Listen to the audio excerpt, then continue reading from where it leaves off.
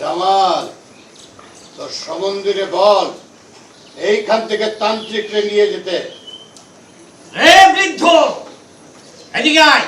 দেখেন, আমরা যে সময় কাজ শুরু করেছি সেই সময় বেশিরভাগই যারা মঞ্চে অভিনয় করতেন, মঞ্চ থেকে নতুন যারা অভিনয় করতেন তাদেরকে নিয়ে আমরা কাজ করতাম। যে সেই সময়কার যারা শুরু করেছিলেন, আমরা একসাথে কাজ শুরু করেছি, তারা এখন মহাতারকা বাংলাদেশে। ধরা যাক যে মোশাররফ করিম, চঞ্চল চৌধুরী, ফজলুর রহমান বাবু, তো এরকম অসংখ্য নাম আছে, আকম হাসান, শামীম জামান। আমরা একসাথে অনেক কাজ করেছি, তারাও তখন নতুন ছিল। তো এবং আর্টিস্ট সংকট বলতে যেটা হয় কি, আমার ধারণা যে এরা কিন্তু সব মঞ্চ থেকে অভিনয় শিখে এসে এবং ডেডিকেটেড, তাদের ডেডিকেশন ছিল এবং কমিটমেন্ট ছিল শিল্পের প্রতি, তাদের কাজের প্রতি।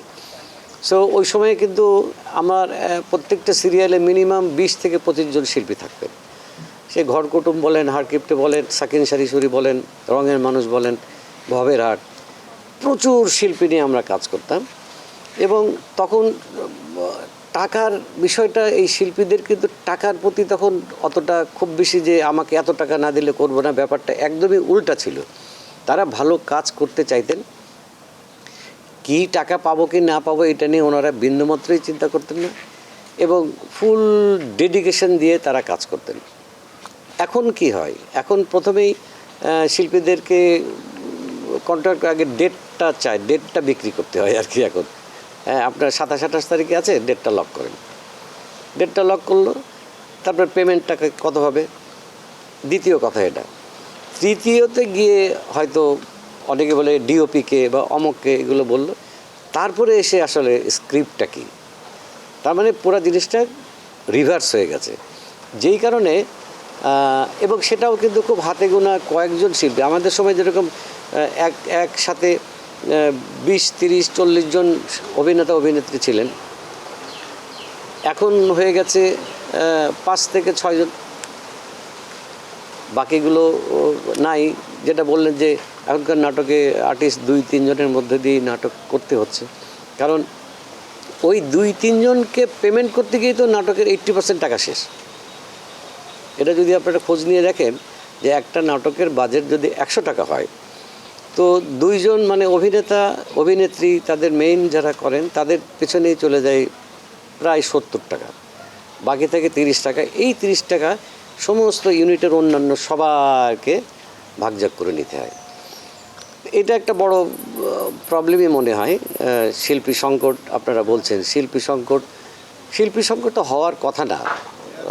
শিল্পী সংকট কেন হবে? এখন যদি এখনকার ট্রেন্ড হচ্ছে ভিউয়ের যুগ, তো কার ভিউ বেশি আছে তাকে নিয়েই সমস্ত চ্যানেল, সমস্ত ডিরেক্টর সবাই তার পিছনে ছুটছে।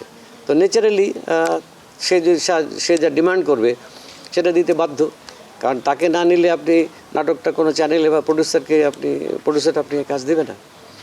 সেই হিসাবে শিল্পী সংকট। কিন্তু অসংখ্য শিল্পী, আমি মনে করি আমাদের ইন্ডাস্ট্রিতে প্রচুর শিল্পী আছে যাদের হয়তো মূল্যায়ন হচ্ছে না, বা ওই ধরনের চরিত্র লেখা হচ্ছে না, বা ওই ধরনের গল্প হচ্ছে না। বাট এখন ইদানিং যেটা দেখা যাচ্ছে যে পারিবারিক গল্প হচ্ছে, অনেকই হচ্ছে পারিবারিক গল্প, সেখানে প্রচুর শিল্পীর প্রয়োজন হচ্ছে। তো দেখা যাক ভবিষ্যতে কি হয়। মানে এখনই তো প্রতিদিন তো পাল্টায়, মানে সময়ের সাথে সাথে মানুষের চিন্তা ভাবনা পাল্টায়, সব কিছুই পাল্টাচ্ছে। এই পাল্টাতে গিয়ে আমার আশা আবার সেই পুরনো জায়গায় যদি ব্যাক করে, সেই আশা করি।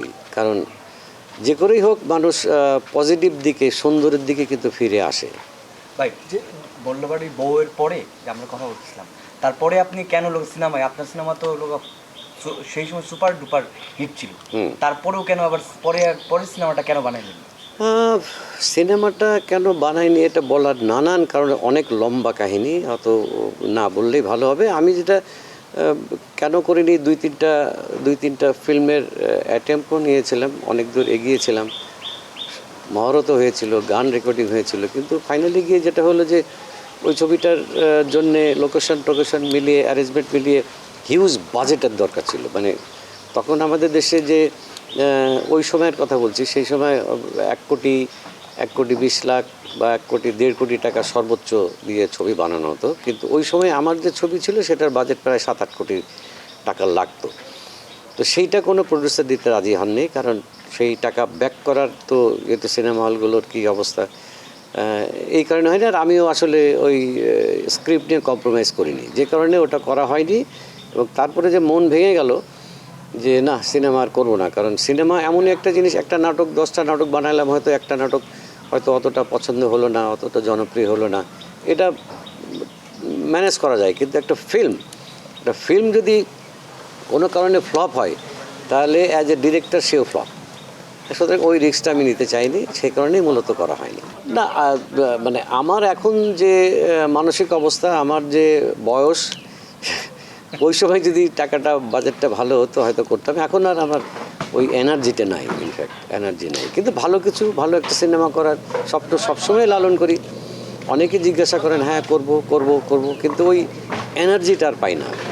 এটা হচ্ছে দেখেন, শিল্পের এটা তো সময় বলে দেবে, তাই না? ভবিষ্যৎ বলবে এটা শিল্পের পর্যায়ে হলো কি না হয়, কারণ একটা ভালো শিল্প আজীবন বেঁচে থাকে, শাশ্বত।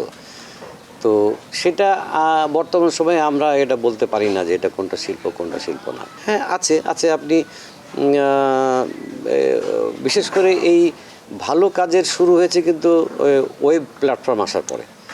বিশেষ করে আমাদের বাংলাদেশের যে ওয়েব প্ল্যাটফর্মগুলো আছে, সেখানে অসাধারণ চলচ্চিত্র নির্মাণ হচ্ছে, অসাধারণ অভিনেত্রী আমরা পাচ্ছি, অসাধারণ ডিরেক্টর পাচ্ছি, অসাধারণ রাইটার, ডিওপি, সাউন্ডের প্রচুর, মানে এটা পাচ্ছি। এটা ওয়েব প্ল্যাটফর্ম আসার ফলে হয়েছে।